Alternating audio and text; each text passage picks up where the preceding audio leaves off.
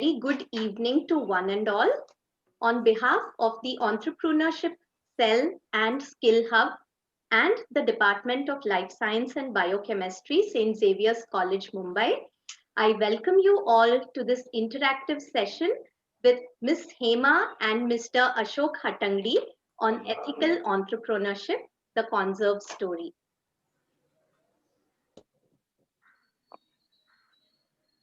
On cards today is, we will begin with a welcome address by our principal, Dr. Rajendra Shinde, followed by a brief overview of the ECell by Professor Pritesh Arte, who is the staff in charge of the St. Xavier's College ECell. Then we move on to our main session with Ms. Hema and Mr. Ashok Hatangdi, who will be interviewed by our student, Mr. Kabir Nadkarni.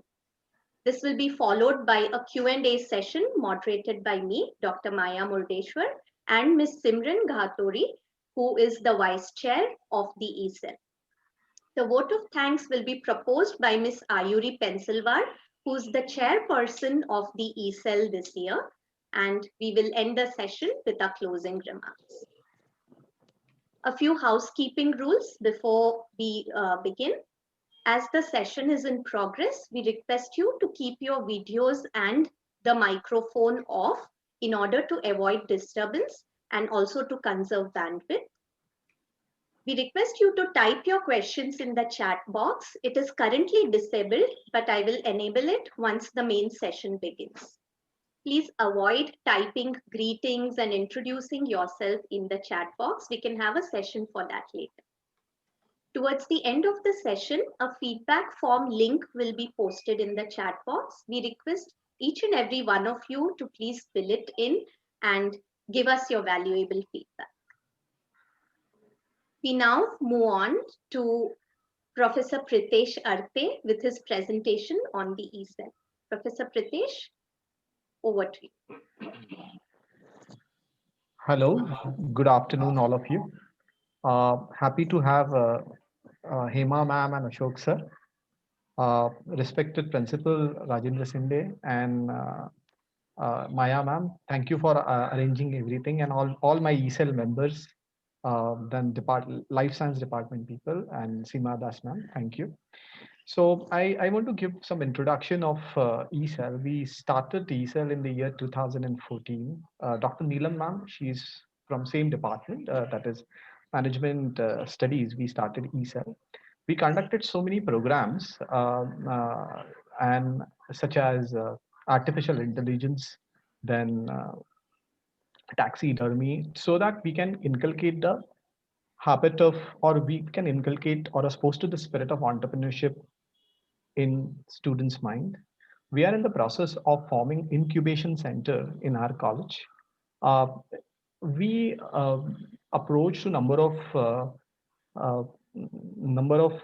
colleges, and we had a number of collaboration. We have a number of collaborations with different institutes such as IIT Bombay and Jai Hind College for our ECell work. And we got a good amount of fund from government also for encouraging entrepreneurship spirit in our college. So we are working on it, and we have number of programs in future date also. Thank you, Hema ma'am and Ashok sir, because you will be the people who will guide this current students or young generation to start their own venture and do it ethically. Most important thing is doing business ethically is most important. Thank you, Maya ma'am, for giving me opportunity to speak about entrepreneurship, sir. Thank you, Pritesh sir.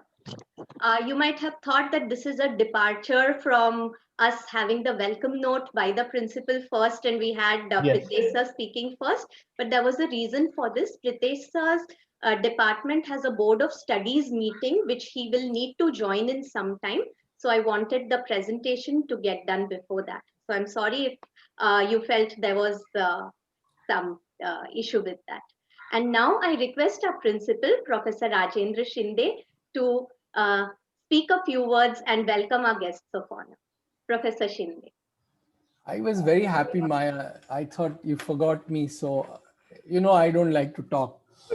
So I was really happy, and now you spoiled my mood. Anyway, as a formality or formality's sake, I must say welcome to our guest, Mr. Ashok and Hema Hatangadi. Welcome to St. Xavier's College, even though it's virtual. It's nice to meet you. And I invite you anytime, if you're in Mumbai, please drop in at St. Xavier's College and visit our small room, which we call incubation center. In fact, we started our incubation center in February 2019 as a part of Prime Minister's incubation program under RUSA. Honorable Prime Minister inaugurated the center virtually from somewhere in Srinagar. So we have a legacy of saying our incubation center was inaugurated by Honorable Prime Minister. Though we haven't done much since then, we have been having various lectures trying to train our students the various nitty-gritties of entrepreneurship. Pritesh and his team has been doing a lot of work in that aspect. Just today morning, I was in college having a meeting with the trust, and I'm happy to share a news that we have a French organization called Emilion who are willing to support us or support our incubation center and train our young minds in their, in fact, they were offering us 1 month's exchange program for our young students in France. This was in February, March, and it didn't work out because of lockdown. So today again, they came back saying, now please think over it. So we are working on that. Maybe if you guys are still around next year, you might get a chance to go there. Now, St. Xavier's, just for our speakers' information, St. Xavier's is a well-known institute, 152 years now almost. We are one of those top 100 colleges in India ranked in the first 100 institutions continuously for last 4 years by NIRF, National Institutional Ranking Framework. And we been also ranked top ranks by NAC. We will be now going in for the 4th NAC accreditation cycle in next 2-3 months. We have number of alumni, but I'm going from last few. I'll just mention few alumni who made the marks, who left their footprints on society. I think just 2 days back, I have uploaded Rajdeep Sardesai winning the award. So his post is there on our website. And if you go back at the beginning of, I think, October, we had Professor Datar, the new dean of Harvard Business School, and he happened to be 1977 or 78 graduate from St. Xavier's College. So we've got a big, huge star cast of our alumni, and everyone keeps helping us in many other things. And I'm sure from this batch, anybody who becomes entrepreneur will not forget the college in future. So with this, warm welcome to both of you, ma'am and sir. Please drop into St. Xavier's College. You must have 1 full day to have a look at college. So I'm eager to listen to you. Over to you. Thank you so much. Yeah. Thank you. Thank you, Professor Shinde. Thank you, Maya. I'm going to share my screen again. And this time, we will move to the introduction of our speakers. And let me begin by telling you how this session came about.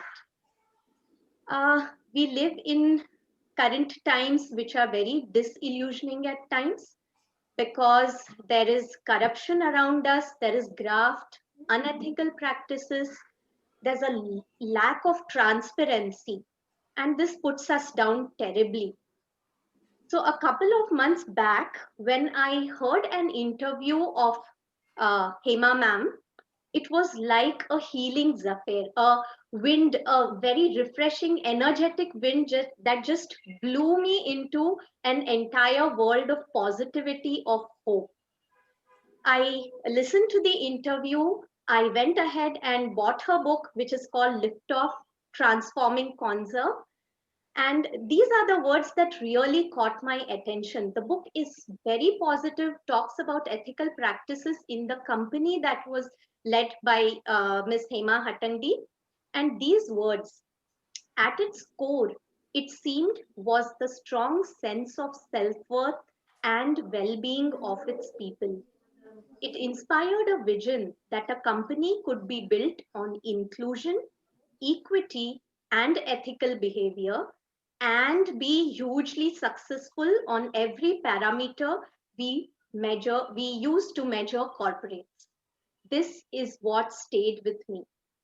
And we have a small video for you here to tell you why this story needs to be told. I knew that I was nursing a burning ambition, that I wanted to stop waiting in the wings, get out onto the main stage, and show the world that I could do something with my life. I was the youngest of 4 girls. My father was working with the central government. I think the one thing we all learned from my parents was doing more with less. And Schneider, the company to whom I sold my business later's motto is also do more with less. I married into the family that set up Conserve. T. Thomas, who was the former chairman of Hindustan Lever Limited and his Indus Venture Fund invested in our company, he said in the Lever Group, the youngest CEO we have sent out is at 32, you are 33, so I think you can do the job, but make it professional and make it profitable. Yes, it would be difficult. I would have my father-in-law, brother-in-law, and my husband reporting to me, and I would have to take a business whose net worth was wiped out. I was non-male, non-technical, and here I was being asked to turn around and transform the business. We grew from 100,000 US dollars to 25 million US dollars in 10 years. I've devoted a whole chapter in the book on running an ethical business. It doesn't matter if we have to say no to customers, our targets are not met, but we are going to stay clean. Sometimes it really seems bleak. You wake up and you think everything is dark, the sun is up, but I don't see any light at the end of the tunnel. My advice to you would be to have faith. Make sure that whatever you build lasts. I've been a mother, a daughter, a wife, a daughter-in-law, and I've created this business which is now part of an MNC. I'm a real person with a real story to tell. And that is precisely why this story needs to be told. The book is a very highly recommended read. A little bit about our speakers for today. Ms. Hema Hattandi is a BCom from Karnataka University, Dharwad, and an MBA from IIM Kolkata. She has been the CEO of Conserve and has been the proverbial game changer, taking over a loss-making family business and converting it into India's largest energy conservation and management company, with a market share of nearly 40% and a turnaround of over rupees 100 crores. It's not an easy task. She has been an independent director and served on advisory committees of SKF India, Nelco, which is a Tata enterprise, Ace Designers Limited, India's leading machine tool manufacturing company, and Schneider Electric India. She also mentors and coaches young entrepreneurs and students and is an advisor to Takshashila Institution, India's foremost public policy school. Ms. Hema has co-founded the Alliance for an Energy Efficient Economy, AEEE, an industry-led initiative to bring industries and service providers in energy efficiency together. She also created Conserve My Campus, a very popular program to teach school children to save energy at home and at school. Schneider Electric has now scaled this program beyond India under the name Conserve My Planet. Ms. Hema Hatangdi is an angel investor investing in several initiatives that impact society directly in the fields of education, public health, livelihood, and civil society. She is a strong and empathetic ambassador for equity and women's rights. Recently, Mrs. Hatangdi has written about her eventful journey in her book, which was co-authored with Mr. Ashish Sen, titled Liftoff, Transforming Conserve. Welcome, ma'am. Thank you, Maya. Mr. Ashok Hatangdi is the strong, silent pillar that has supported Mrs. Hatangdi and the transformation of Conserve. He is an engineer's engineer, armed with a BE in Electrical Engineering from BMS College, Bangalore, and an MS from the University of Texas at Austin. Mr. Hatangdi headed the R&D division at Conserve. His deep subject knowledge, sharp skills with designing complex digital electronics, and innovative ability provided the firm foundation for Conserve to be the market leader in metering and energy management, and also to be an attractive acquisition for Schneider Electric at a later stage. Mr. Hatangdi is a man of many interests and talents. He is comfortable with carpentry, sketching, painting, photography, sound technology, playing musical instruments, holistic healing, and so much more. Welcome, sir. Thank you, Maya. Together, Mr. and Mrs. Hatangdi have built and nurtured Conserve. The company's insistence on ethical business practices with a zero tolerance policy to bribery and corruption, and its unceasing efforts in creating and nurturing a community for the growth and development of its employees and their families was noticed the world over. The Conserve story was first used by Harvard Business School as a case study in their advanced management program, followed by Babson College in their MBA course titled Creating and Leading Effective Organizations. A rare honor indeed for an Indian firm. It is only right then that this inspiring story be shared with young minds to instill in them the right values, to encourage them to set up enterprises based on strong ethics and community leadership. Ma'am, sir, we are indeed very grateful to you for having accepted our invitation and being here to share your story with us today. Thank you. Good to be here, Maya. Thank you. And before I hand over the session to Kabir, just a quick overview of our audience today. We have had 252 registered participants, 85% of whom are young minds from across faculties, arts, science, commerce, management, engineering, you name it, you have the subject here. And very interestingly and inspiringly, we have 70% of them to be women. Nice. We are connecting to participants from almost every state of India, as you can see here, also from Jammu, Kashmir and the Northeast. We also have registrations from participants in the USA, Johns Hopkins University, from Washington, DC, from UC Berkeley. And you can just look at the diversity of participants who have joined in. We have several colleges from Mumbai, from Maharashtra, from the Delhi NCR region. Two of these colleges, one from Delhi and one from Chennai, are women's colleges. We also have participation from IIT Bombay, ECEL, IIT Bombay, Tata Center for Technology and Design. We have several schools joining in. We have the Institute for Foreign Trade. We have NIPER. We have NGOs, the Indian Women Scientists Association. We Wish for Society in Rajasthan. We have several entrepreneurs who have joined in, small scale, large scale. We even have a participant who runs his own Gruha Udyog, a home enterprise. Wow. And of course, we have the larger entrepreneurs, the larger companies in. We have MMTC Limited and we have participants from Hindustan Unilever Research Center. So the credit goes to you. You have drawn people from all parts of the country, from the world, and such a diverse audience.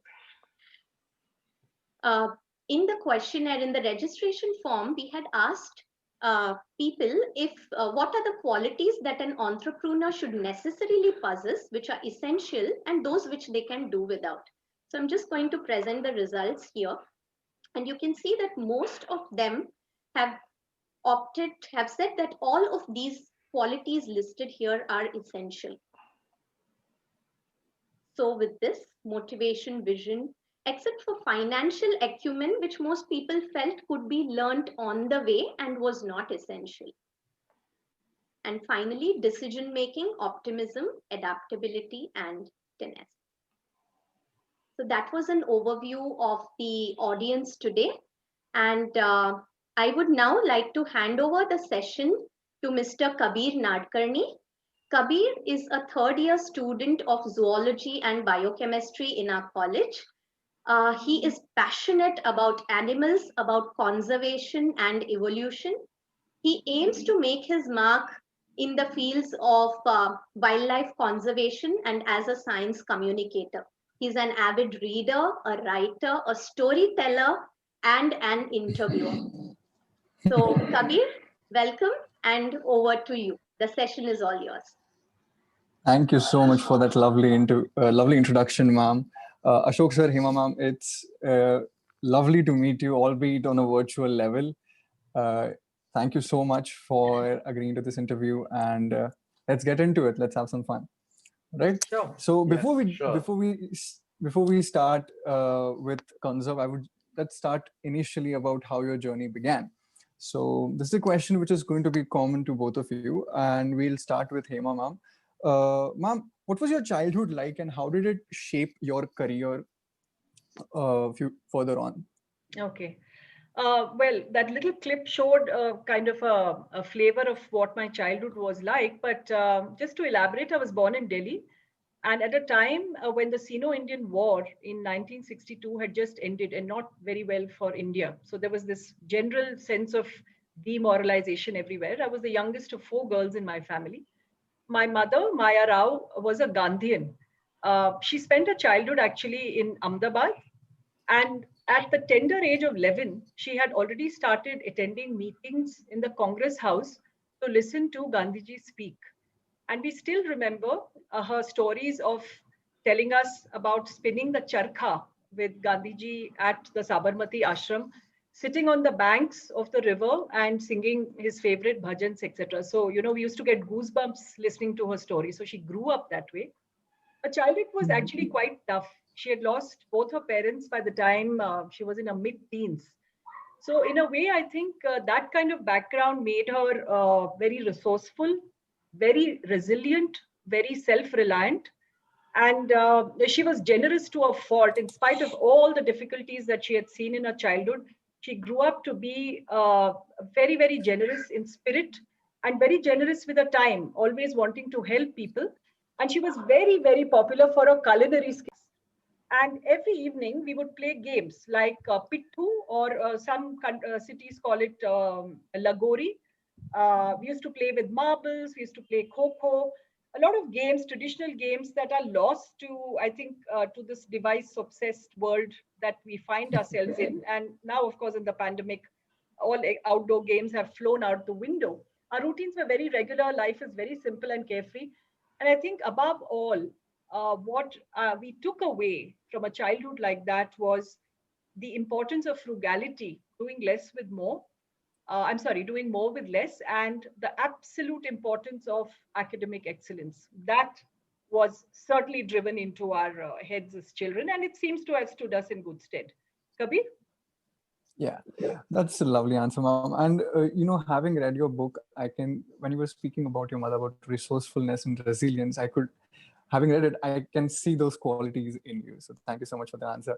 Ashok sir, I would like to ask you the same question. How was your childhood like, and how did it shape your career going forward? So I think there were a lot of similarities to what Hema just said. I was born in 61, and like Hema, I spent my early school years, my childhood in New Delhi. And my father too worked in the central government. He was with the Telecom Research Center of the Post and Telegraphs department then. And in fact, our parents knew each other even much before we were born. We lived Okay. in government flats not very far from Hema's, and Hema and I used to actually meet each other in Bal Vihar classes on Sunday mornings, social functions, cultural events, and our community functions at the Konkani Association. Uh, my interest in design and development in electronics was probably kindled by my dad, who was quite a renowned engineer himself, and I spent many hours with him on furniture and electronics projects. In fact, my dad built all our living room and dining furniture.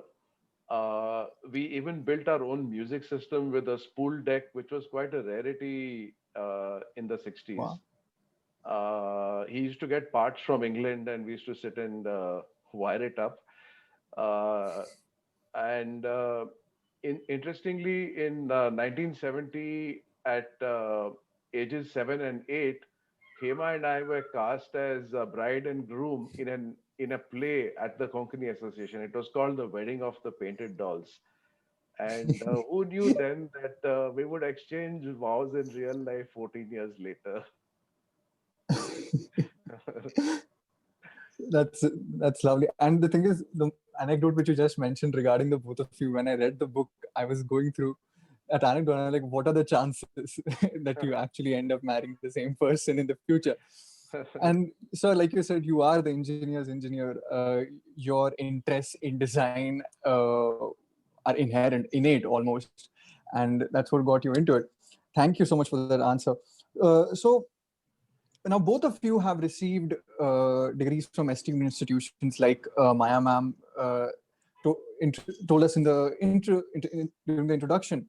I just have one question that throughout your journey, throughout your educational journey, if there was one lesson that you learned that helped you manage conserve better, what would that be? Ashok, so let's start with you. I think it would probably be more than one lesson, but if you Yeah. wanted just one word, I think it would be self-reliance.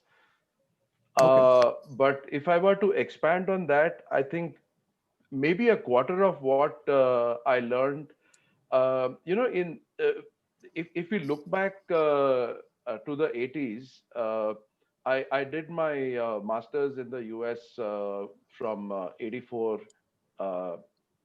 to 87. I got back to India. But in those days, I think we were not as connected. There was no internet, there was no email, there was no YouTube, and the US was quite a different world to us then.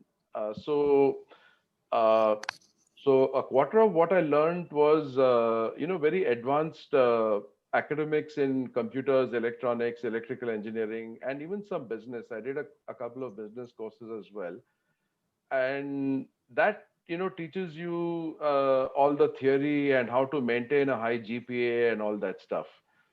I held a teaching assistantship, and during summers, I took research jobs. But what amazed and frightened, maybe even frightened me, was the freedom and the funds that I was given. And I think the most valuable learning was how to live right and how to work right, how to prioritize a very heavy workload, how to innovate constantly, be self reliant, stay fit. You can't even afford to fall sick one day, right? And then build lifelong friendships and bridges. I think a lot of those skills, especially being completely self reliant, was very valuable to me at the start of our entrepreneurial career. All Kabir? right. Yeah. And the fact that you mentioned about self-reliance is something which is extremely important, because that is a point which I will talk about as we go ahead in the interview. Because I felt that I know I've never met you, but I feel like I know you. because of the book, because of the way ma'am has described you in the book. So we'll definitely return to that. Hema ma'am, what was your learning? What was the one learning which you feel was extremely valuable before you joined Conserve? Yeah. So, I got into Conserve a couple of short years after I finished my MBA from IIM Calcutta. So, I'm going to talk a little bit about how that helped me in business. I think one of the biggest things I saw was that I got strategic frameworks for everything that a business needs. It kind of changed the way that you see everything, things that you have always seen all your life, you begin to look at it in a very different perspective. But I must dwell on one thing. We had a subject called behavioral sciences, which we did in some depth. And getting into the business at the level that I had to get in, it was one of the most valuable and the relevant subjects I found once I was at the workplace. Because finally, in the final analysis, a business is about people. It may be about products, but finally it's about people. And that's a lesson that I learned along the way. And that the impact of that learning, which I could put into practice as soon as I got into a full-time role at Conserve, which was then called Enercon, was that I was able to observe and analyze the dynamics that were at play, among the different people in the ecosystem. And I was always looking at what is really going on here. And I think that stood us in good stead because I was quickly able to zero in on the dynamics of the very tricky relationship that was operating between our company, which was concentrating on design and manufacture, and on the marketing agency, which was run by my father-in-law's nephews. And I sensed very quickly that all was not well there. And that, as the book will show you, was really the beginning of the end, in the sense the end of one era and the beginning of another, when everything went belly up and we got a chance to completely transform the business. Having said that, Kabir, I found that, there were wonderful things, right? We learned from all the education that we got. We were, like Ashok said, able to apply a lot of the stuff. But I found the MBA course very analytical with a huge dependence on maths and stat, which are not my favorite subjects. In fact, I must tell you this so that you don't go away thinking that we were the cat's whiskers in everything we did. I want to share this. In my first sem, we were asked to take a qualifying math, polymath it was called, exam. It was calculus. And I promptly flunked that. I came from a background of a state syllabus, SSLC in Dharwad, which in those, I don't know how it is now, but in those years, it was much, much easier than ICSE. I sailed through it, got 100 on 100 in math, etc. And then I did a PUC in commerce, again state syllabus, did my BCom. And so my only brush with math when I last did it in the 10th was ratio and proportion and a little bit of probability theory, okay? And now I'm sitting at IIM. I'm faced with this quali math exam. I flunked it. I couldn't spell trigonometry or calculus then. But I must tell you that when I had to take that deep dive into transforming Conserve, I realized that the words or the terms integration and differentiation that you learn in calculus, it took on a whole new meaning and a context and a relevance when I began to transform the business. And that was not taught to me by higher math. I couldn't resist that. Over to you, Kabir. Thank you. I love the fact that you mentioned the different meaning of integration and differentiation that you later on used. I think that was a lovely touch to that answer. Okay, so now let's start talking about Conserve. Okay, that's why we're here. Ashok sir, I want you to tell us the origins of Conserve and what was the purpose and philosophy behind the idea. Conserve is many things, a commercial enterprise, a thought leader, and a community that lives on, even though the company ceased to exist 11 years ago as such. It was born out of my father's late Hattangadi Vasantrao's vision and entrepreneurial spirit. So I must tell you a little bit about him, so you know the beginnings of the company.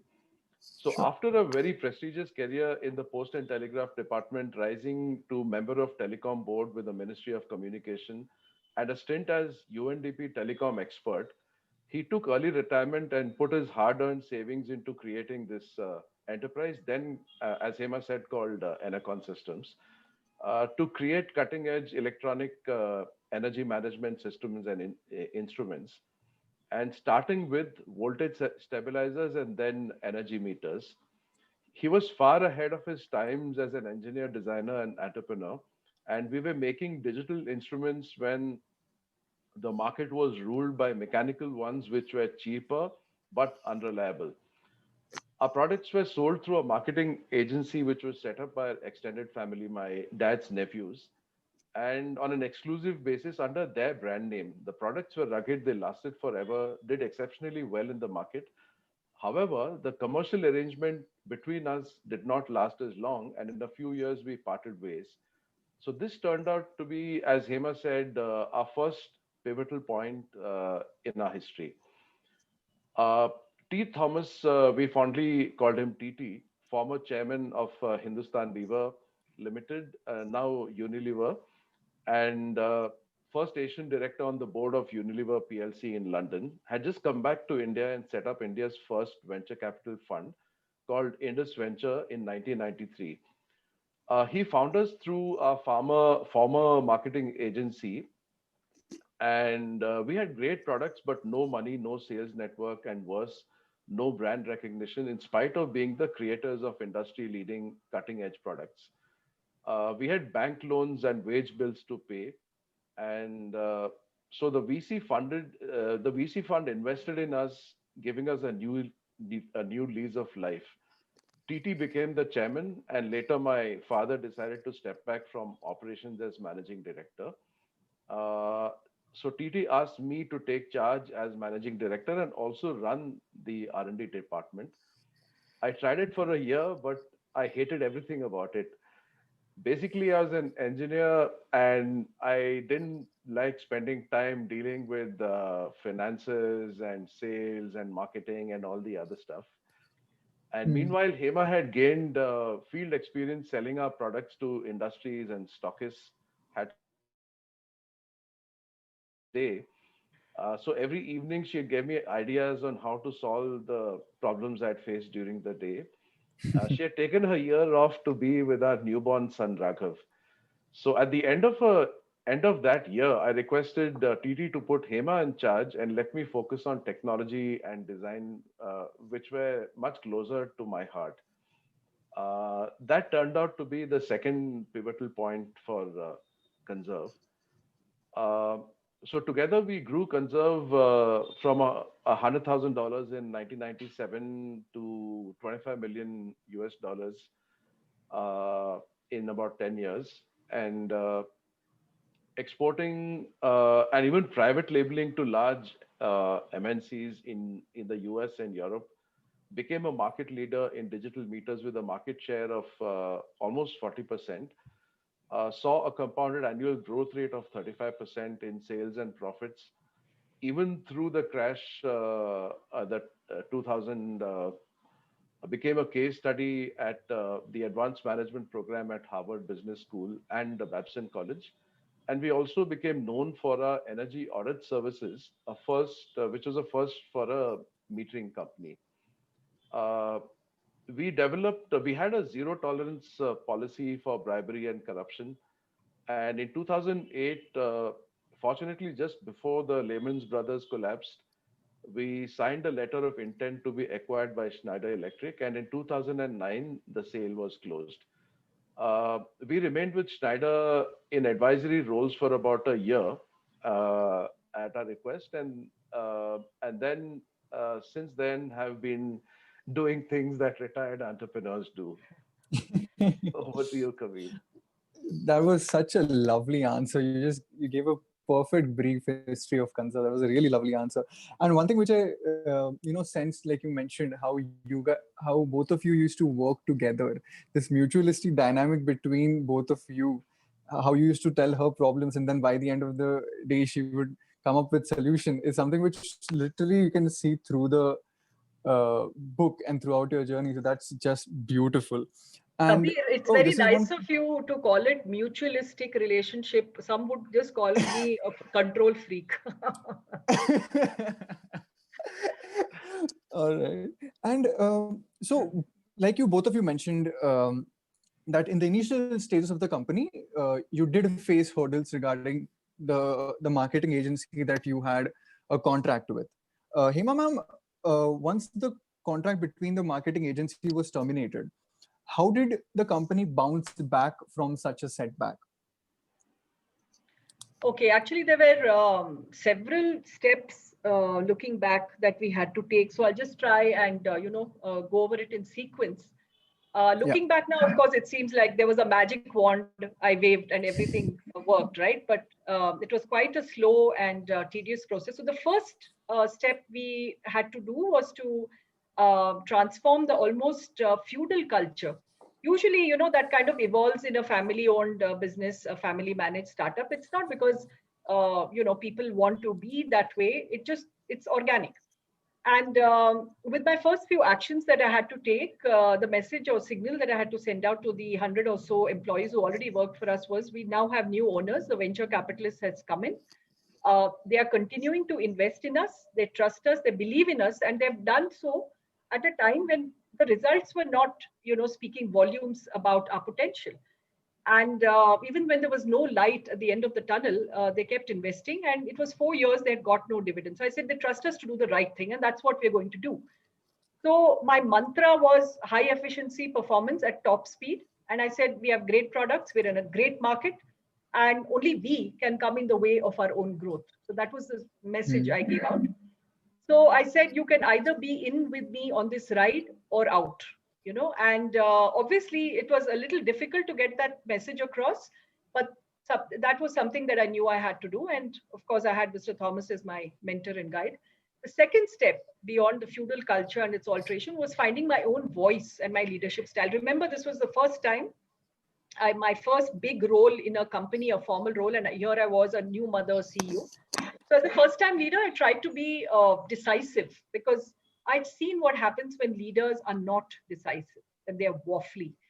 And I became, because I knew that I didn't know much, I became obsessively interested in listening and learning. And I had a great board. So all I had to do sometimes was just ask questions and then shut up and listen.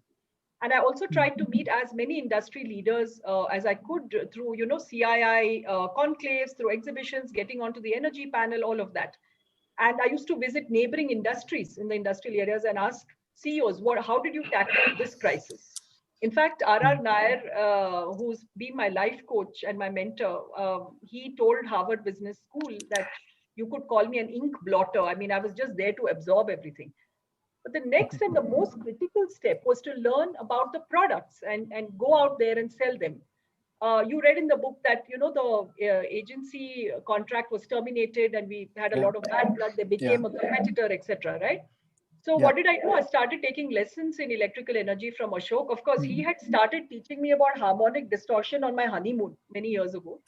But actually he would draw, fifth harmonic, seventh harmonic, etc. And I studied this book by B.L. Teraja. It's called Textbook of Electrical Technology. It's a B first year, second year book. And it was this fat. And I started learning how do you define electrical energy parameters, which our meters measure? What is the interrelationship? And I wrestled with understanding the design, the construction, the performance of our meters. How do they compare? How do they stack up against competition? How do you pitch them against a traditional electromechanical or analog meter, etc.? So that was something that I had to really, really learn from scratch. But a bigger challenge was there beyond all this, because this I could sit with the book and ask Ashok and learn. Now, how do you convert all of this knowledge into a convincing and an effective sales pitch? And how do you go out there to stockists and to dealers who don't know our company and don't know our brand name? Because all the years that we were selling products under the selling agency's contract, the brand was theirs in that original contract. So nobody knew Enercon. They all knew us as Tricard, which was not our brand name. So you can imagine when I went into areas like SJP Road and SP Road in Bangalore with this little, jhola full of meters, I was greeted with a lot of cynicism, to put it mildly. And in some places, I think it was just outright rejection and, what have you come here to do kind of thing. And, but I learned one lesson from this, Kabir, and that was, it's very, very important to have your brand, to build it, to learn to project it, to substantiate its promise, to articulate it, and to deliver on that promise. I learned all of this the hard way with a lot. Every Mm. rejection taught me something about how important it was to build that brand. So the kind of questions that I faced were, but ये कौन सी company है? कभी सुना ही नहीं। Mhm. आप कौन है? Mhm. Engineer हो? इतनी छोटी लड़की आ गई, कंपनी में मर्द नहीं है क्या? Engineer मर्द नहीं Mhm. है. Why are you here? So I would say, no, it's my husband and father-in-law. So why have they sent you? So Mhm. I must end with this little story. Many of the traders from the dealers from that time who continue to run their little shops, they may have modernized and all of that. Some of them have stayed in touch. And there was one very, very intractable dealer. I could never convince him to change from analog to digital. He keeps saying that you keep 10 meters here, 9 of them that I sell will be analog. Why would I keep your one digital meter, right? So, but he remained in touch. We convinced him, he became our best stockist. And he witnessed my journey from sales girl Mhm. to CEO. And in Mhm. 2005, when we had built this spanking new, beautiful office, corporate office and factory in Electronic City, very near Infosys, he sat in my office and said in Hindi, he said, it was like a ball of fire was placed in your hands and you had two options. You could have thrown it because it was burning you, or you could Mhm. have run with it so fast that the flame went out. You took the fire and ran. So that's how we described my journey. Fortunately, my hands don't show those signs anymore. Yes, Wow. Kabir. You literally read my mind. I was actually going to end with that exact comment from that distributor. And like this is again one of the instances when your resilience shows through. That you plowed through all those things and all those hurdles. And again, the topic of self-reliance, I think that's a quality which both of you share. Because, and again, like I said, it's a mutualistic dynamic. You learned something which you were not comfortable with. You learn the workings of the meter so that you can understand it, so that you could build a brand. So perfect Kabir, answer. I just want to, while it sounds very romantic and the way it should have been, I must tell you that finally at the end of the day, it was a question of survival. Correct. During those very difficult Correct. years and months, there were times when the family, including my father-in-law, we didn't take home salaries for 6 months. And this is Yeah. a message Yeah. for all the wannabe entrepreneurs. Um, Sometimes you really take tough calls. We decided, my father-in-law actually was the one who drove this charge. He said, we've got to keep paying the EMI at the bank. We had taken a term loan of 42 lakhs. We have to keep paying Correct. that, right? We are not going to default on a single installment. We had Mm. about 70 people on the shop floor. We are going to pay their wages. They come from Mm. backgrounds where they need that. We will live on Correct. our savings. 6 months, four of us from the family in the business, we didn't take home salaries. And it was, we didn't know it at the time, but it was this Mm. story that when Vasantra was telling D. Thomas, he said, Mm. Vasantra, which planet do you come from? Because he hadn't met Yeah. an entrepreneur who would do this to the family because he believed that Correct. this is the right thing to do. So, Perfect. I mean, I just wanted to tell you that there was this Yeah. overarching Yeah. theme of survival. Thank you. Thank you so much. I mean, that's a really important point when it comes to the survival of a company, and especially considering the situation you were put in, the fact that you uh, still survived and you made sure that you never gave up is just fantastic. All right. So this is something which I want to ask Ashok sir. So when you're designing a product, uh, what is your philosophy and what do you like to see in the end product that you eventually will sell to a customer? Okay. So I think I'll answer this in two parts. Sure. What I would like to see is often very different from what the business would like to see and what the customers would like to see, right? So let me put that part first, and then I'll come back to what I would like to see.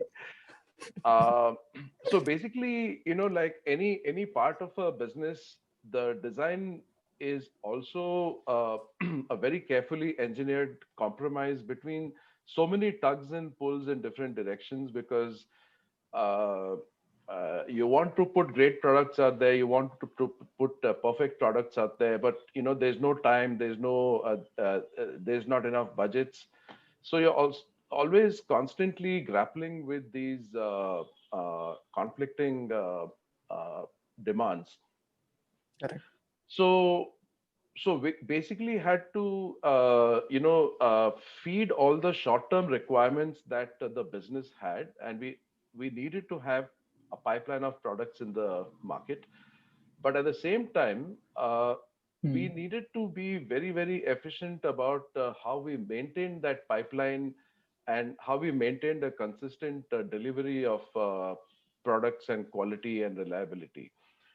Uh, so the way that we found that, at least I thought that um, uh, it would be the best way to do that is to actually work at two levels, and this is what we used to do. That what I liked and what I found necessary was to look at it from a system design point of view or an architecture or a platform. Now, that takes time to create because you have to have systems and processes to set up the design cycle, to set up product engineering, the production methodology. uh, Production basically needs a lot of mass manufacturing techniques with hooks into the product to be able to test and calibrate large number of products simultaneously, and even offshore some of that to our vendors and partners who would prepare sub-assemblies and pre-test and pre-calibrate them for us. But those tools would run off the software and servers in our factory. So they were absolutely on par with, I mean, they were on par with whatever were the quality standards at the factory.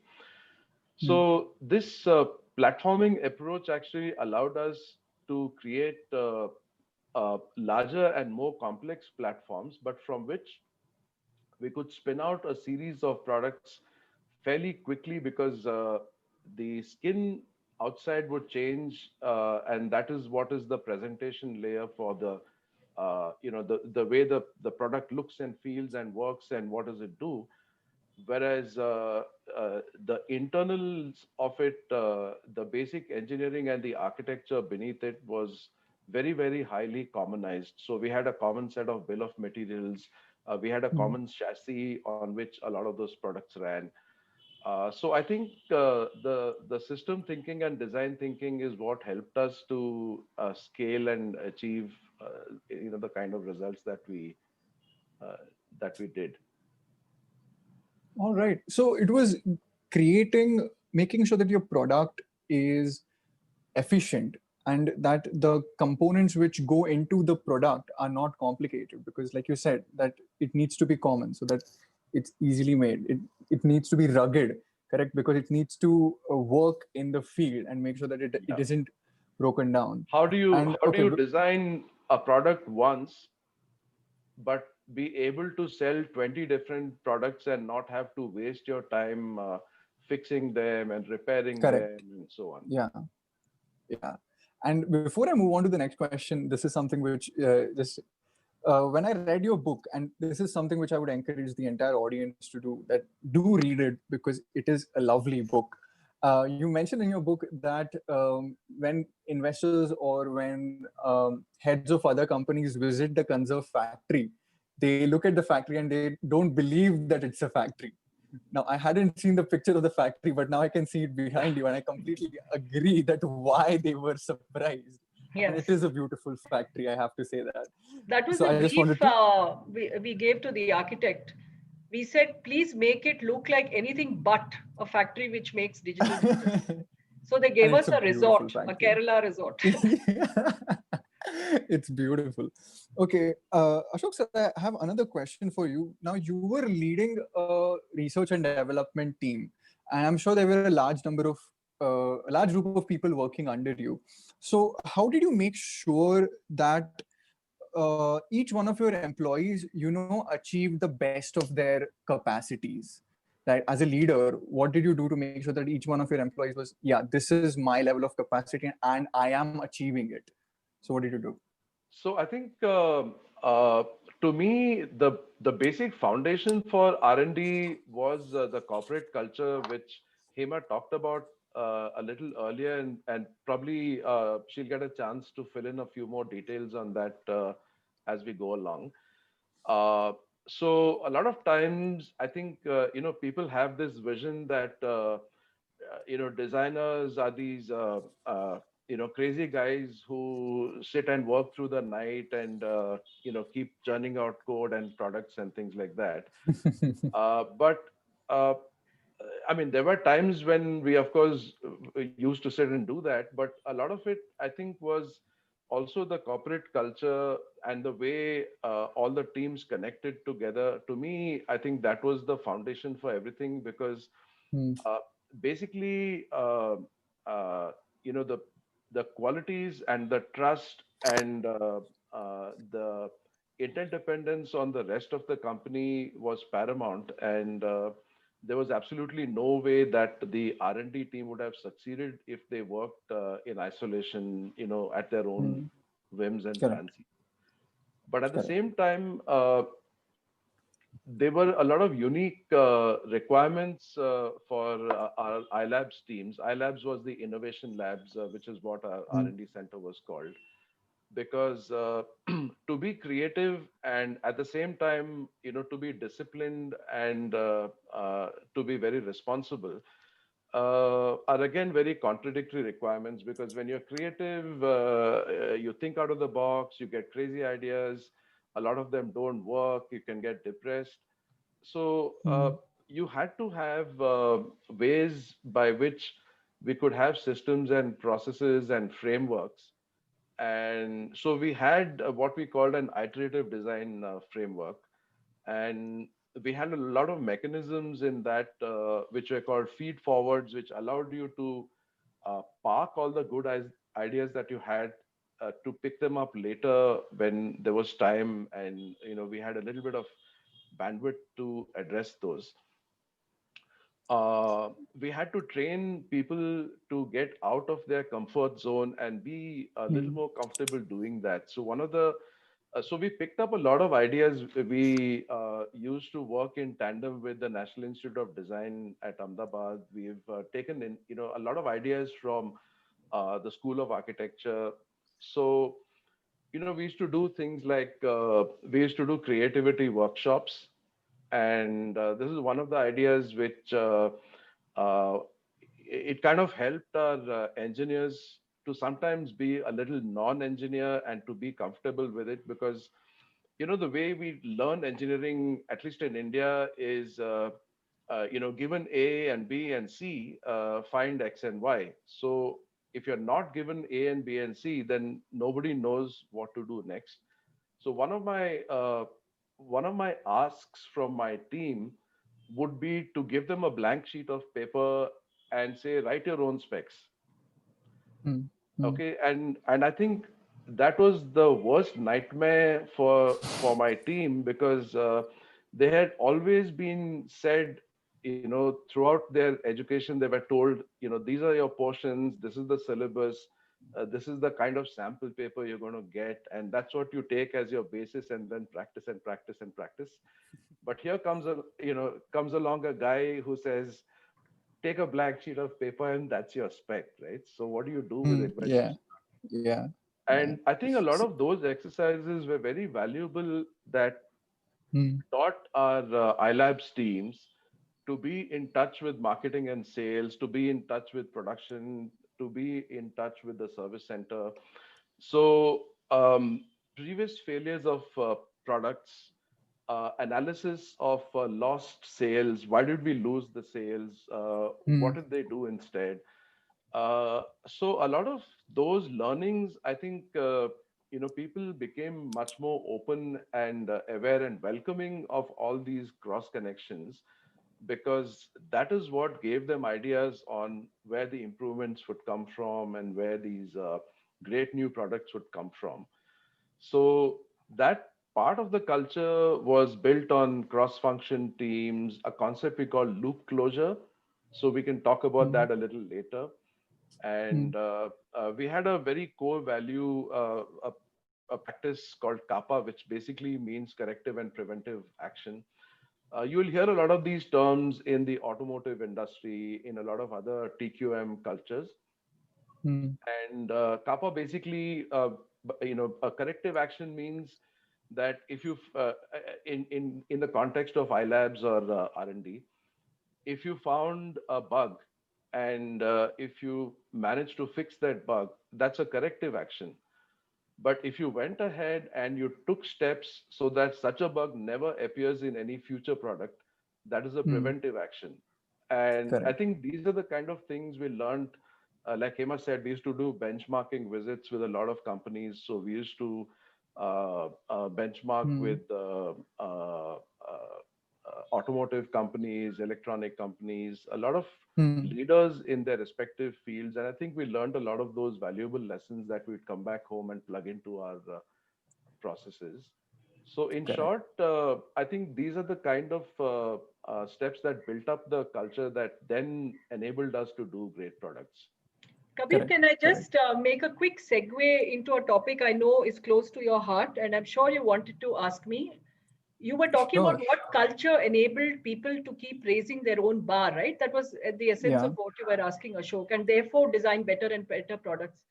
So one of the things that we used to do at Conserve was growing giants. That was one of the cornerstones Hmm. of our HR philosophy. And I do believe, and Ashok agrees, that this philosophy had something to do with the way people saw their own roles and the Hmm. fact that they needed to keep raising their own bar if they so that they could create room for other people Hmm. who could report to them. So that was the so I just want to can I spend a little bit of time on this right now? Is that okay? Goes with your plan? Sure. Sure. Sure. Sure. That was going to be my Okay, so next first, question, anyway. oh, okay. So, Okay. when I was in college, I read a book by David Ogilvy, the founder of Ogilvy and Mather. So it was called Ogilvy on Advertising, and I was quite struck by his very, very unusual practice. He used to send a Matryoshka doll. Can you see that? So when Yeah. you Yeah. open Yeah. it, yeah, you go down to smaller and smaller dolls. So it was a doll that was sent to anyone who made it to the head of an office in their chain. And he said if the recipient had the curiosity to open it and keep opening it until he comes to the inside of the smallest doll, he's going to find a little message from him, which would say Okay. if each of us hires people who are smaller than we are, we shall become a company of dwarfs. But if each of us hires people who are bigger than we are, we shall become a company of giants. I just love this Okay. thought. It stuck Yeah. with me from college. And actually, Hmm. you will agree, and those in the audience will also agree. I had also seen that companies whose leaders had a very high sense of self-worth, Hmm. self-esteem, were secure in their own Hmm. abilities, did not require external validation. They packed their team with exceptional people with the courage to stand up to the boss. And these Hmm. companies did much better than those with insecure leaders. The landscape is littered with companies that had insecure leaders. So at Conserve, we built this philosophy into our HR practices. We identified 5 fast trackers or people with potential. They were mentored by the immediate bosses. Campus recruits were always encouraged to lead cross-functional teams or specialist missions, and they were allowed to be irreverent. I'm going to come back to this later, but I found that irreverence in youth is a great Hmm. quality.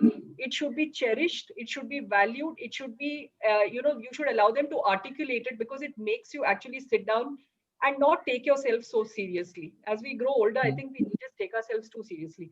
And so we also created a Growing Giants award for both the boss and the star members of the team. And one key criteria was that they should be willing to and should have demonstrated that they're willing to promote people within their team and not worry about what would happen to their job if they promoted a star. And believe me, on the shop floor also, we had this Growing Giants award. And it was really amazing because some of them grew so fast. Even today, they are ending up as country managers within Schneider. They've come up from the shop floor, up the ranks, and they're outside. And they were very young when we posted them abroad. They were 27, 28. So Hmm. just a quick segue into Growing Giants, which I think you wanted to ask, right? Yeah, I wanted. So that was actually a really lovely answer, combined answer by both of you. That yes, you put your employees outside your comfort zone, but you made sure that they, became giants. And the working of the various departments of your company is what increased your efficiency. So that Yeah, was a really beautiful answer, ma'am. I have a question for you. yeah. You were known for your culture, and I wanted to. How did you create this culture of zero tolerance for corruption? And what strategy did you deploy to make sure that every single department in the company lived up to it? Okay. So basically, as you know, I've devoted an entire chapter on ethics because I saw, the statistics that Maya showed at the beginning about a few people saying that, and of course, everybody is entitled to their own beliefs, but some people saying that integrity is not really key to run the business. So maybe they meant it in a different context or whatever, but luckily for all three of us, Mr. Thomas, Ashok and I, we were determined to run the business ethically or not at all. It was, of course, never easy. In fact, at times it got quite frustrating. And sometimes we would ask ourselves, how much longer? But we kept at it for two main reasons. One is because we had the full backing of the primary investor. He had the majority shareholding by then. And he was patient in his outlook. And he was very clear that we are not going to do any monkey business. And the second reason was because we knew that the people that we had managed to attract stayed on with us because their code of values mirrored ours. In fact, Jaivan Desai, who was my finance director for many years, I heard him telling somebody, he says, when I come here, it's like a family because this is exactly what we do at home. We don't cheat, we don't bribe, we don't corrupt. So I don't have to be anything different. And I couldn't have been different. So I love being here because we were ethical. So I'll tell you a few stories which will answer your question about what did we do, okay? So this is my favorite story and it's called Fire Them All in the book. So in 98, I was in Gujarat on a sales visit with the local area manager. And after we had done a couple of visits to customers, he says, ma'am, I need to tell you something. While you're making all these plans, you keep talking about exponential growth, quadrupling our sales in 3 years and all of that. And you say no bribery. You don't know it, but your national sales head and all the 3 regional managers whom we have now, they're corrupt and they route orders to certain distributors in exchange for kickbacks. So I was sitting there in the taxi with him and I felt like I'd been stomach punched.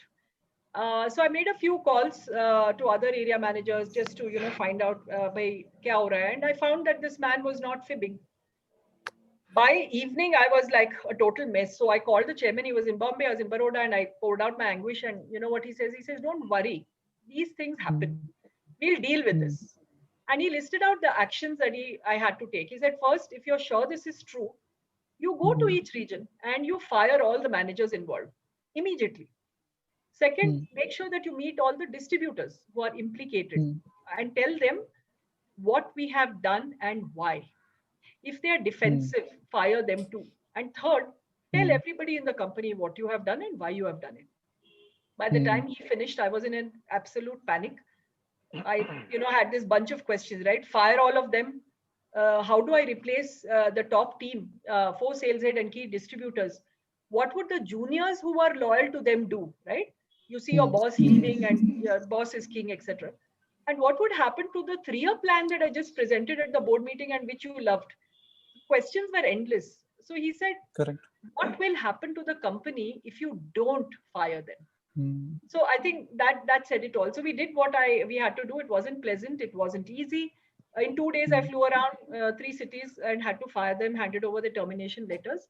But actually, going along, I did thank my stars because I got that quick decision and that unflinching support from Mr. Thomas. Correct. Without that, it wouldn't have been possible. And another important thing we did was to teach the sales team to look for clean individuals in organizations. Sometimes you start off by saying, oh, government department hai aur ye hai, wo hai, yahan to bribe dena hi padega. We did not like those false truisms. If a company was corrupt from top to bottom, we said it was okay to lose that order. I mean, there were very rare instances where everybody was corrupt. And we used to say to our team, meet your target. We actually never told them, you have to meet your target, but don't bribe. I don't care how you do it, right? Because what does that do for the sales guy?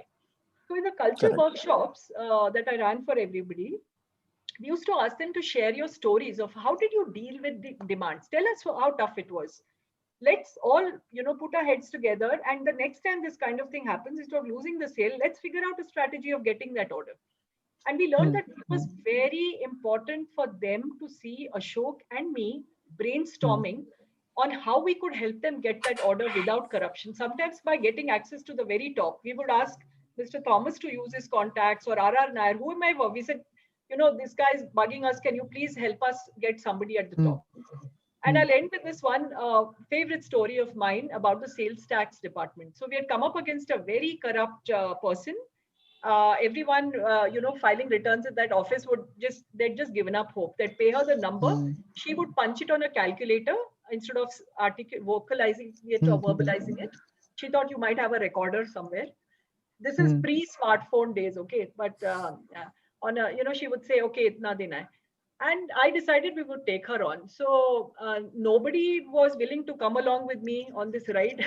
It was not a fun ride. And nobody had complained to the commissioner because they feared revenge. Correct. So I gave a written complaint, and a file was transferred to a clean officer in one phone call from the commissioner to his headquarters at New Delhi. And finally, this example showed everybody we really mean business, right? We are willing to go to any lengths to stay clean. And we never calculated the cost benefit of staying clean. For example, weigh 1 hour of my HR manager's time versus a bribe of 15,000 rupees to the labor inspector or XYZ inspector, for example. We never did that.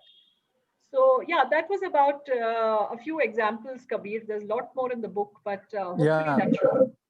Yeah, I mean, that just proves the point that you were not going to bend your knee to any of these demands of corruption. That you had your philosophy, you had a backbone, and you were going to stand by it no matter what happens. And this is genuinely commendable in the scenario that you found yourself in.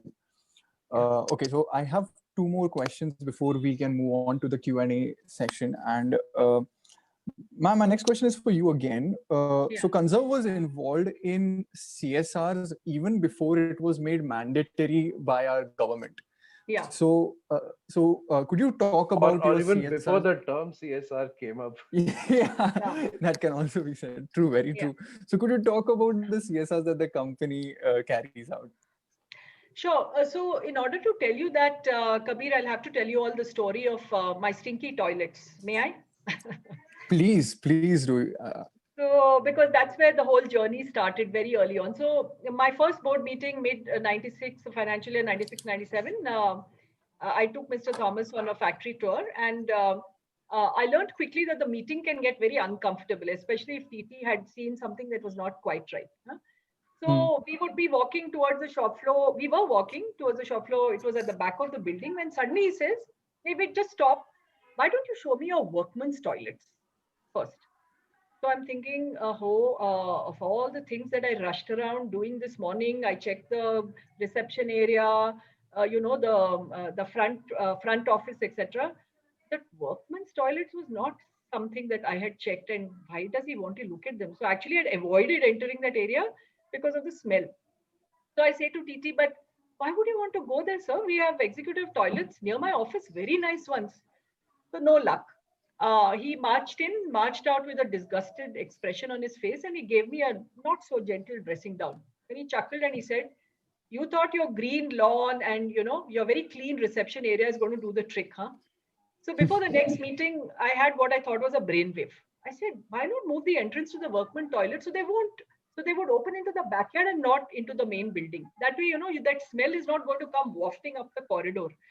So in a couple of weeks much before the next review, I got the existing entrance bricked up and painted over and opened it out in the backyard. So in fact, I was actually waiting, silly me, impatiently for the next review. I thought I'd been so smart. And I was waiting for that march to the shop floor. So he finished touring the area, spoke to a few operators, and then he got into some details of some manufacturing process. And then he suddenly turns on his heel and he says, "Okay, let's visit the toilets now."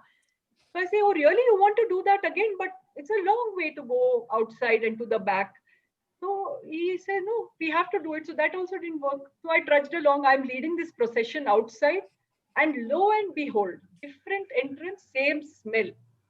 So what did I learn? I tried to push the problem out, but not solve it.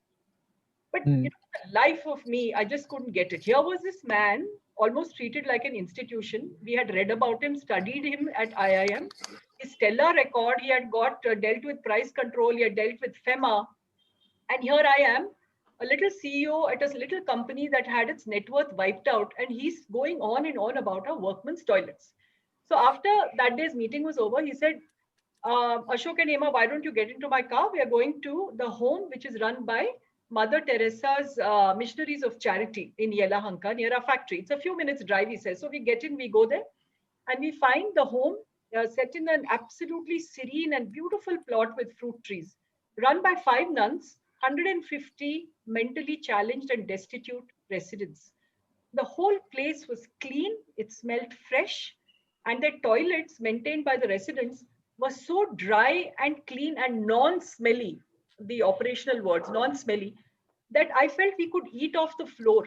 And as I stood there, staring down at the toilet floors and the immaculate WCs, I was burning up with shame at the way in which I had tried to push that problem of smelly toilets into the backyard. So that's when I realized what TT had been trying to tell me, 3 important morals. 1, it was important to pay attention to detail at every level, visible or not. 2, that something I had considered trivial actually said so much about my company and its leadership, which meant me. Number 3, you don't need a lot of resources to have clean toilets all the time. These residents and these humble smiling nuns had shown me that. And we had landed up without notice, and we still found everything spick and span. So later that week, I took my whole managerial team there. I said, guys, look at this. Can't we do this together?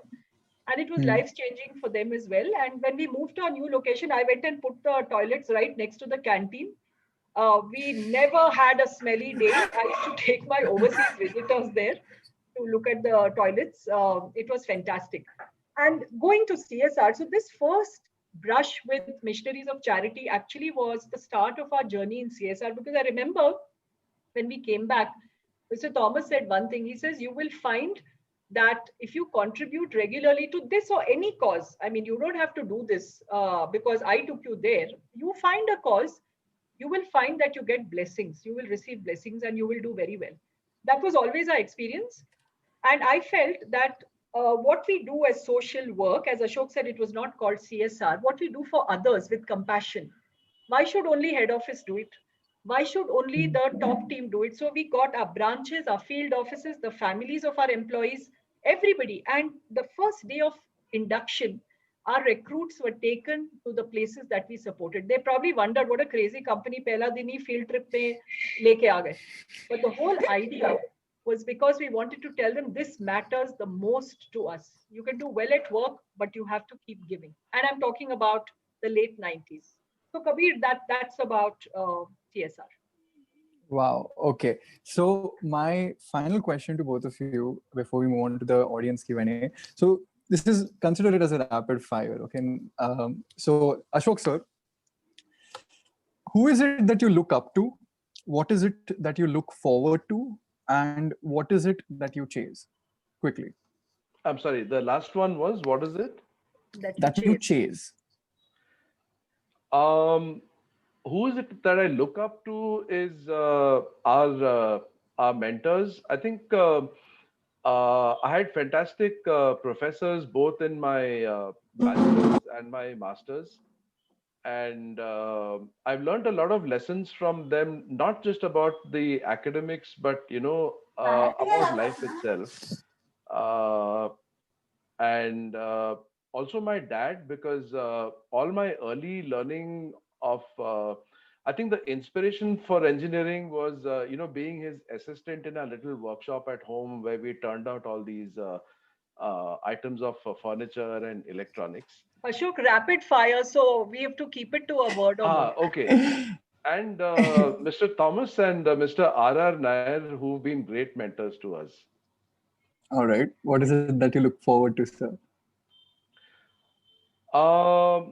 Look forward to this journey of excellence. Continuing. All our people are doing very well in their respective areas, and in some way, it's inspiring to see that they're continuing this journey, and I look forward to it continuing. And the third one was, what do I chase? Yeah. I think the new activities and projects and initiatives that we are involved in, more on the social side, and hoping to make more of an impact in that area. Okay. All right. Hema ma'am, what is it that you look up to? Yeah. Who is it that you Sure. look up to? What is it that you look forward to? And what is it that you chase? Well, there's so many people that I look up to, so I decided not to list them all. But in general, I realized I look up to people who have courage and resilience to bring Hmm. about change, even when they have nothing to lose. Sorry, nothing to gain and everything to lose. I look up to Correct. people like that. What is it that I look forward to? This is very easy. I look forward to a less xenophobic world, a world where Wow. democracies behave as such, a world where institutions Wow. that make a country liberal and progressive and inclusive are allowed to do their thing. I feel and believe very, very strongly in this principle. And I'm looking forward to the world. I think the right thing has happened in the US of A. And I believe that the rest of the world is going to follow suit. I'm an eternal optimist. What is it that I chase? I chase equity for people. I Okay. chase a chance to give the underserved a half decent life. I hope I don't Hmm. sound like a politician, but I'm really working at these things. All right, that were wonderful rapid fire answers from both of you. I think that sums up quite a lot that we have discussed so far, and I enjoyed this session interviewing. It was an absolute honor on my part. So this was what we learned so far from Kansa was that it's a story of a family trying to do some good and making sure that what they stand by cannot be changed by whatever happens in the world. And it is not, when you do business, it's not just about your product, it's about the people who run that business. It's about this amazing dynamic which both of you share, that I will title it as mutualistic, because it is amazing the way you have supported each other to create this beautiful story. And I'm sure that all these factors and all these qualities that you shared with us is what resulted in the liftoff of your company, Conserve. So thank you so much for this beautiful interview. It was an absolute honor. Over to you, Thank Maya. you, Kabir. You Thank you, were an Kabir. absolutely scintillating moderator. It's been lovely interacting with Maya and you. Best of luck Thank you so much. in your animal Thank watching. you, ma'am. Thank you, ma'am. Thank you. And thank you for giving us a chance to relive those wonderful days. It was my I think honor. you've It done, was my yeah, you've absolute done a honor. lot of preparation to ask us such detailed questions. Yes, indeed. It was fun. It was an absolute fun. Maya, ma'am, over to you. Thank you so much, Kabir, and thank you so much, Hema ma'am and Ashok sir. It has been a wonderful session, really very insightful, very inspiring, extremely positive and hopeful. Thank you. We are already past time, but would you like to take a few questions? Absolutely. Yeah, You're the absolutely. moderator. All right. So we have questions that had come in with the registration form, and we also have a couple of questions in the chat box. So Ms. Simran, who's the vice chair of the eCell, is going to help moderate the questions in the chat box, and I will alternate those with the questions from the registration forms. Okay. So I would like to begin first by asking you, we have spoken a lot about ethics, about integrity. So there was one question that has come all the way from Johns Hopkins University in the USA. And this, I think, also bears relevance to the survey we had for our participants. The question to you is, what, according to you, are the indispensable qualities or skills that one must possess for being a successful entrepreneur, as opposed to those skills that can be hired? Okay. Can I just take a quick stab at that? Sure. Okay. Thank you for asking that question from halfway around the world. I would think that one of the first things is that you need to know the domain where you want to set up your enterprise really well. You know, this is something that you can't delegate. You, of course, have to have the highest integrity. You have to be willing and able to learn. You have to be able to say, I don't know this, I need help. You must have an appreciation, at least of financial and commercial aspects. You don't have to be a star at it. And if you're not good at it, you need to get up to speed on those issues, because finally a business is about making money and surviving and creating jobs for people in the ecosystem and for all the stakeholders. So you want it to be a sustainable company. You can't delegate everything. And while being persevering, you shouldn't shrink from calling it quits when you know that a product is not working, a business model is not working. Don't be stubborn about saying, hey, this is not working, let me move on.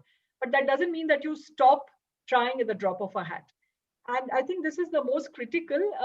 You must be able to build networks for funding, for support, for counsel when you need it, for expanding your business. So that's my answer, Maya. Thank you, ma'am. Yeah, I'll agree with that. I just want to add another point is that you often need to be to deal with being pulled out of your zone of comfort, because remember, entrepreneurship is basically being able to do it all.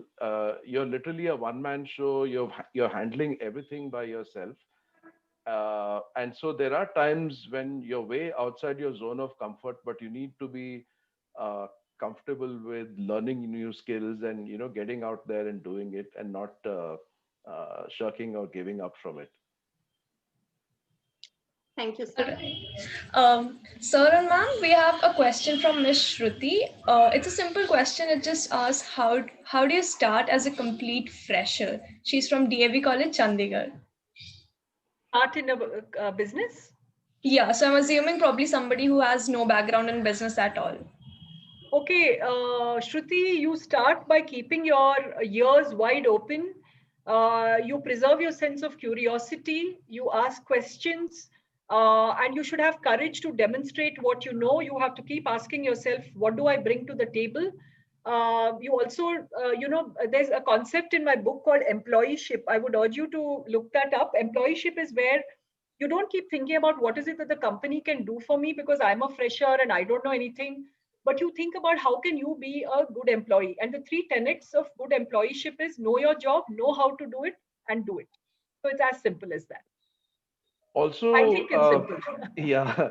Also, Shruti, I think look at your own innate likes and passions, because usually the areas where one is successful is in doing something which is very close to one's heart, because those are the areas you're willing to go out of the way and put in a lot of hard work and still enjoy what you're doing. So pick areas where you know that you're going to enjoy, working in those or doing those. Thank you for that. I'll take up the next question. And this question comes from Dr. Rashne Pardiwala. She's the co-founder of CERE, the Center for Environmental Research and Education. And she's another inspiration that I have. She works in the field of solar energy, renewable resources. Wow. And I would like Dr. Pardiwala to ask her question herself. So, ma'am, if you could unmute and ask your question. Yes. Mr. and Mrs. Hatangadi, thank you very much for a very enlightening session this evening. I think a lot what you said really rings home true for me, heading an organization as well.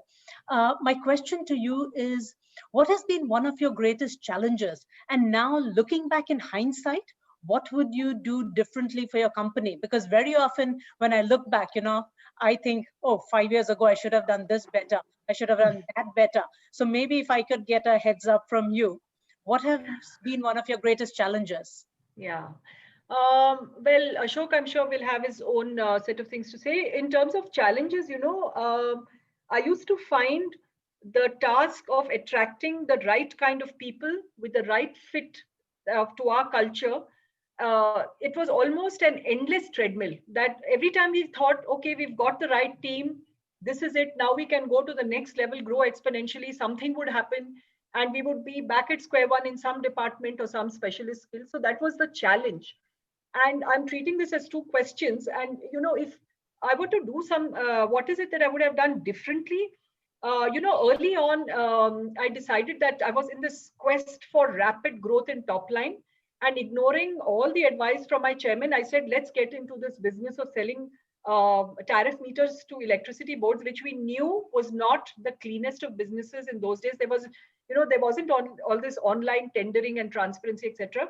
But I knew that one order could be 1 crore, and it would have taken me 6 months to do that with our digital meters meant for industrial use. So I got into that. 2 years later, I had to shut it down. Fortunately, we were able to absorb the people, absorb the technology, and we didn't lose too much. But that whole experience left us, feeling that we needed to take showers every single minute to cleanse ourselves of that awful experience that we had. So if I were to do it, I would not be tempted by that market just because I wanted to grow my top line. Ashok? I wouldn't change too much, except maybe, there were times when we were a little over ambitious in setting ourselves targets and goals. And I think one of the things I would change is I think I drove my team too hard. So I would probably change that. But it's a tricky question because what would you do differently today? Today, things are very different because in the post-COVID world, it's a digital world. There's so many things which are different. Even the business would probably, need to be shaped very differently from what we did in those days. But if we talk about the old business, the way it was given the old context, I think I probably wouldn't change too much. Thank you so much. Welcome. Thank you. All right, ma'am, the next question is from Dr. Beena. She mentions that the to fight off fire, of like firing off corrupt and inefficient people is like to use fire is very commendable. So what kind of miracle is needed to inculcate similar principles in the government sector? I seem to think I know a lot of things, but I don't know the answer to this one. It is a miracle that you need, I guess. But I just wanted to say that, like I said earlier, it's not fair to generalize. There is transparency in a lot of places. There is efficiency in a lot of places. I think sometimes we just have to look for it. And now we live in a very open world. There is social media, there is RTI. I think there are ways of getting what you need to know and exposing those. If we have the courage of conviction, I think we should stand up and expose the corrupt and the inefficient in whatever way that is safe for us. But maybe it might take a miracle to do that. But we definitely have more tools today than we did in the past. I think also the opportunities to showcase and admire the good people in the government would also be very helpful. Yes. Thank you, ma'am. Thank you, sir. I'll take up the next question. And this is a question which is close to my heart, and I'm sure which is very close to all the female participants in this session, especially for Hema ma'am. Ma'am, yeah. How did you manage the role of the CEO of the company, along with being a wife, being the mother to a 1-year-old child, and all the family responsibilities? I'm sure it was a very tightrope walk. What was the learning from that? The learnings were several. One is I learned that I can't do everything. I learned that I had to make compromises. I had to live with those compromises. There will always be imbalance between home and work life. Even now, when people say work from home, somebody calls it living at work. So it's still very difficult to find a balance. I learned to stop becoming a perfectionist in housework. If there were, spider web somewhere and I couldn't clean it that week, well, to hell with it. I had to deal with that. I learned to delegate, but I felt conflicted a lot of the time. So I had to learn to live with it, now my son tells me, all of 25 years now, that when he was young and I used to travel a lot, apparently I overcompensated him by bringing back a lot of gifts every time I came back. I wish he had told me that then, because I used to come back with more and more toys. And I learned to build a support network. I had the two best supporters in the world, Ashok and Mr. Thomas. I think you have to learn to reach out. And quickly, let me end by saying that it's okay to have breakdowns once in a while. I had them more than once in a while, and it's okay. You have your catharsis. and you move on, which is why at Conserve, I set up a group called Conservina. Sometimes some of the women just wanted to come and share what was going on at home, with the family, with their kids, worried about in-laws, worried about parents. All you need to do is to listen. So if you're in that position, you need to find somebody you can talk to. Don't suppress it, don't build it in, and certainly please don't try and be Superwoman. We don't need to do that. Let's go find the Superman who can support us. That was a very good answer and something we all needed to hear. Thank you, ma'am. Simran, next question, please. So, ma'am, we have a question from Palak Jain from St. Xavier's College, and it says, how can we decide or find a unique idea for starting up as an entrepreneur? Ashok, you want to take that one? I think, like I said earlier, you need to look for something which you're very passionate about. And I usually find that if you work with ideas which are very close to your heart, you usually do much better. So, for example, if you're into trekking or if you're into nature, those ideas will come to you once you're in the middle of a trek or you're looking around. So pick areas which are close to your heart. Do a lot of thinking about it. Don't jump at the first idea that you come across, because often those are not the best ones. And also what I've seen is that a lot of times the best answers don't come immediately. It's often that we're asking ourselves the wrong questions. So if you take time to introspect, if you take time to think about it, and then have a good night's sleep, your brilliant ideas, the eureka moments, will maybe come to you in the shower the next morning, at the bus stop. So you need a change of context. So you can't be grinding away at the same thing and hoping that brilliant thoughts will come. So you need to have a lot of information, a lot of insight, a lot of thoughts, and then park it and do something else, and let those ideas bounce back to you. You will get some brilliant ideas, but I would suggest don't immediately jump into it. You need to do your homework. You need to check what's happening before you actually start investing money in it. That's very sage advice indeed. We'll take one last question. This comes from Vinay Panekar, who's an MCOM student from Nagindas Khandwala College, Mumbai. He asks, how to survive in this digital world? With the pandemic, people have had to move businesses online at very short notice. In fact, no notice at all. So how can we manage this situation? And also on similar lines, how does having an entrepreneurial mindset help us to overcome such setbacks? I think living in a digital world, we are much better off today than we were, because generally bandwidth is available, devices have become a lot more affordable. And if you notice, even the software that we use on a daily basis, you can see the companies that make them trying to adapt and modify it to the world we live in today. In fact, just opening Microsoft Office, I found so many features have been added. Everybody seems to be learning and adapting at the same time. I'm not sure, there are many, many challenges and frustrations and constraints associated with living in a digital world. I'm not sure that I know which specific ones you're referring to. My answer would be agile, be up to speed on the technology that is coming your way, and just keep doing the core things that you would have done in a physical world, which is build networks, reach out, collaborate, remain curious, find answers, be supportive, and do a lot of other things outside of your work interests. Find hobbies, and all that you can do much better in a digital world. I think the only thing that you'll miss is going out, the travel adventure and outdoor sports, etc. And entrepreneurial spirit in the digital world is the setback of the pandemic. Is it? Well, the vaccine is almost here. I think we just have to hope that 90% becomes 100%.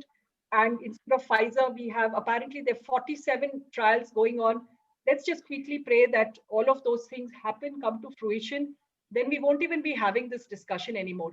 On the other hand, I would say that if you look at this pandemic, it is the one thing I heard a lot of leaders of Microsoft and of Cisco say that the pandemic is the one thing that has brought about behavioral change in the shortest possible time and on the largest possible scale, which means that there are as many as there were challenges, there are equal number of opportunities for new businesses. So maybe as an entrepreneur, you need to be looking out for those. I hope that answers your question. I think along the same lines, the pandemic has brought people together, which was unimaginable just a few months ago. Families are meeting together. Families from all over the world have group chats. We've started having WhatsApp breakfasts and dinners with my son in the US.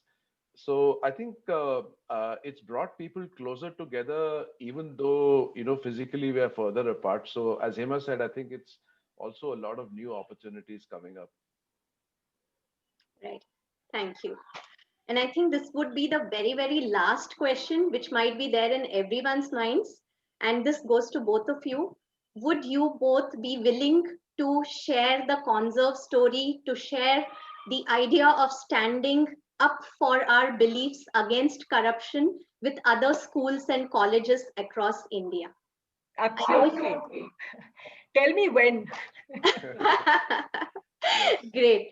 So on that note, I would like to end the Q&A session and have a quick vote of thanks. So may I now request Ayurvi Pensilwar, the chairperson of the eCell, to deliver the vote of thanks. Sir, Ashok sir and Hema ma'am, thank you so much for gracing us with your presence today. On behalf of the whole entrepreneurship and skill hub, we would like to thank you for giving us such valuable insights. I think as a student, it is so much more clear to us today that, to build a sustainable business, you need to have a strong ethical foundation. And not just that, but even in our studies, we've learned about how good ethics is good business and having no ethics means no business. So thank you so much, ma'am, for all your valuable insights. We look forward to collaborating with you even further. Thank you so much. Lovely. Thank you, everybody. Have a nice evening. Thank you, so Maya. much. Thank you, St. Xavier's. Thank you, Kabir. Thank you. I just have Thank a you, couple sir. of last few slides to share. And this is to thank our guests of honor today, our speakers, Hema ma'am and Ashok sir. Thank you very, very much for an extremely inspiring session. I would also like to thank our principal, Dr. Rajendra Shinde, Dr. Seema Das, the head of the Life Science and Biochemistry Department, and Mr. Pritesh Avte, the staff in charge of the eCell and Skill Hub at St. Xavier's College. All have been extremely supportive. Ma'am has been talking about a support group, and these are my support systems, always supporting me in anything that I would like to do for the college, and also the same for other faculty members. So big thank you to them. Also thanks to Kabir for an interview very well conducted. Very nicely done, Kabir. Thanks to Ayurvi and Simran for managing the session, managing the chat box. And of course, thanks to each and every one of our participants, without whom this session would not have been as successful. We have all gained a lot from this session, and I'm sure you take this message back with you as you go. Thank you, Maya. Thank you, everyone. Thank you. Thank you, everyone. Thank you. Thank you, Thank you. Hema and Ashok. It was very inspiring and very insightful. I'm taking back your toilet story. That's one area in college is a troublesome area, and I need to look at it. We've been trying our level best to keep it clean, but what you said, I think we'll try that out. Thank you very much. Yeah. Thank you. Thank you. Just to let everyone know, the lecture recording will be available on the YouTube channel of the Entrepreneurship Cell as well as the Life Science Department YouTube channel. And we will share this link with all the registered participants. Just a shout out to all Xavier students. Please join the ECEL. Some of you have written to us that you would be willing to join the ECEL, and Ayurvi will get back to you based on the email IDs given in the registration forms. You can also write to the ECEL at the email address provided, ecel@xaviers.edu.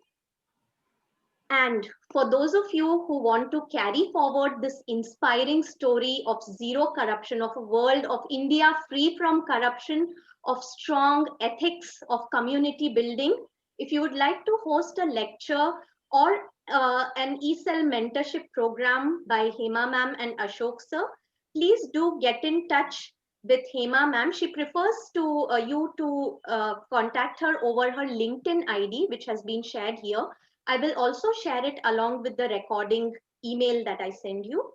And you can also write to her at her website, hemahattangi.com.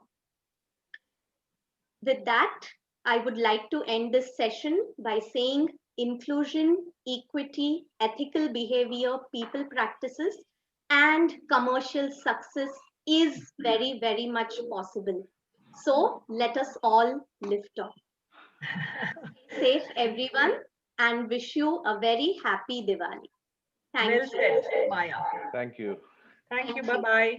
Bye. Thank you for joining, ma'am and sir. Thank you very much. Thank you, ma'am. Thank you, sir. Thank you, Maya, ma'am. Thank you.